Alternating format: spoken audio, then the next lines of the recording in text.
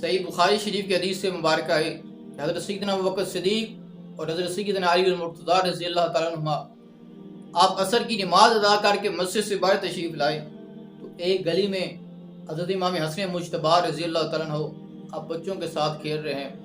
حضرت سیدنا ابوبکر صدیق نے آپ کو اٹھایا اور اپنے کاندھوں پر بٹھا دیا اور فرمایا کہ اے شہزادے، تمہارا چہرہ اپنے والد علی المرتضیٰ سے نہیں ملتا بلکہ میرے مصطفیٰ کریم سے ملتا ہے۔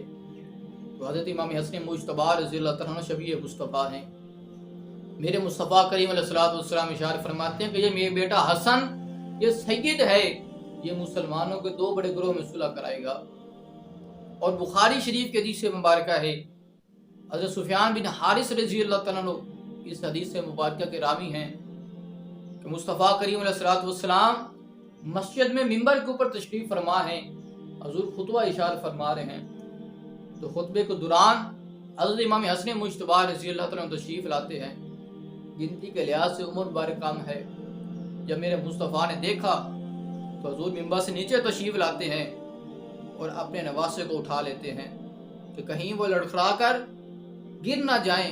میرے مصطفیٰ نے ان کو اٹھایا اور پھر منبر کے اوپر تشریف فرما ہو جاتے ہیں اور اپنی گود میں بٹھا دیا۔ میرے مصطفیٰ ایک نظر اپنے صحابہ کی طرف دیکھتے ہیں اور دوسری نظر اپنے نواسی امام حسن مجتبی کی طرف دیکھتے ہیں۔